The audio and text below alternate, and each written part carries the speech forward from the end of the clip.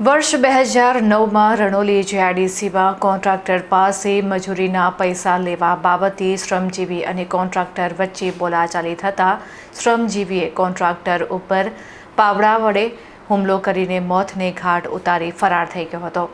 આખરે 16 વર્ષ બાદ આરોપી શ્રમજીવીને ઝડપી પાડવામાં આવ્યો છે।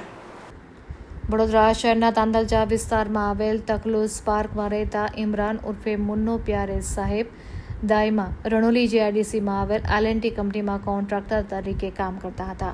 તેઓની સાથે રાજસ્થાનના બાંસવાડાના નાગાભાઈ સારેલ પણ મજૂરી કામ કરતા હતા।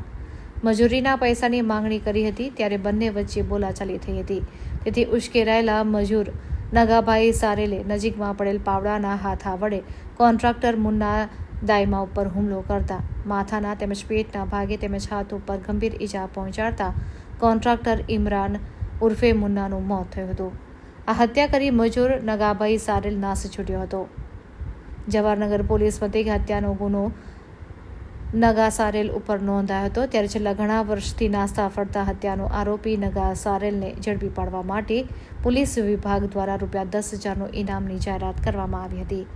તપાસ ચલાવી રહેલી જવાહરનગર પોલીસને બાતમી મળી હતી કે નગા સારેલ પોતાના વતન રાજસ્થાન બાંસવાડામાં હોવાની બાતમી જવાહરનગર પોલીસને મળી હતી, જેથી જવાહરનગર પોલીસે આ હત્યારાને ઝડપી પાડવા માટે 2 ટીમને બાંસવાડા મોકલી હતી, જ્યાં આ હત્યારાને ઝડપી પાડવામાં જવાહરનગર પોલીસને સફળતા સાંપડી હતી। જવાહરનગર પોલીસે અત્યારે બાંસવાડાથી હત્યારા એવા નગા સારેલ વિરુદ્ધ હત્યાનો ગુનો નોંધી વધુ તપાસ હાથ ધરી છે। આ બનાવ સંદર્ભે વડોદરા શહેર પોલીસ ડીસીપી ઝોન 1ના જુડી કોઠિયાએ પત્રકાર પરિષદ યોજી ગુનો સંદર્ભે વિસ્તૃત માહિતી આપી હતી।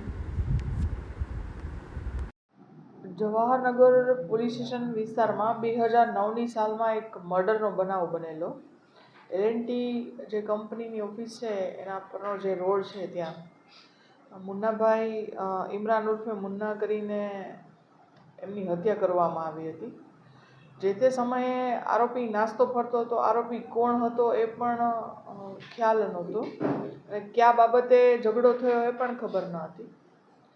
પણ મહેરબાન સીપી સરની નાસ્તા ફરતા પકડવાની ડ્રાઈવ અંતર્ગત પરમાર પીઆઈએ પોતાના માણસો અને ટેકનિકલ સોર્સિસનો ઉપયોગ કરી અને હ્યુમન રિસોર્સિસનો ઉપયોગ કરી અને કાગળોનો અભ્યાસ કરી 16 વર્ષ બાદ આ ઝઘડો છે એ મજૂરીના પૈસા આપવા બાબતે જે મરણ જનાર છે લેબર કોન્ટ્રાક્ટર હતા અને જે હાલનો આરોપી જે 16 વર્ષ બાદ પકડેલો છે એ ત્યાં લેબરર તરીકે કામ કરતો હતો અને પૈસાના ઝઘડામાંથી આ મર્ડરનો બનાવ બનેલો હતો।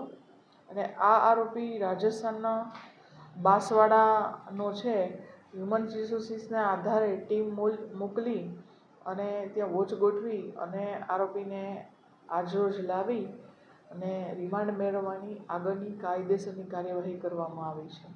મેડમ, આરોપી ઉપર ઇનામ પણ જાહેર કરવામાં આવ્યું છે, જે તે વખતે ઇનામ જાહેર કરવાની શું અત્યારે મુજબનું વોરંટ પણ નીકળેલું હતું, છતાં પણ આરોપી અટક થયેલો ન હોય ઇનામ જાહેર કરવામાં આવેલું હતું અને એને શોધવા માટેના બધા જ પ્રયત્ન કરવામાં આવેલા હતા। પણ આરોપી પણ ખુદ ગુનેગાર હોય, પોતાની જાતને બચાવવા માટે રાજસ્થાનના અલગ અલગ જિલ્લાઓ ગામડાઓમાં રહેતો હોય અને મજૂરી કરીને પોતાનું જીવન ગુજારતો હોય, એમની માહિતી મેળવવી મુશ્કેલ પડી હોય એટલે ઇનામ જાહેર કરવામાં આવેલું હતું।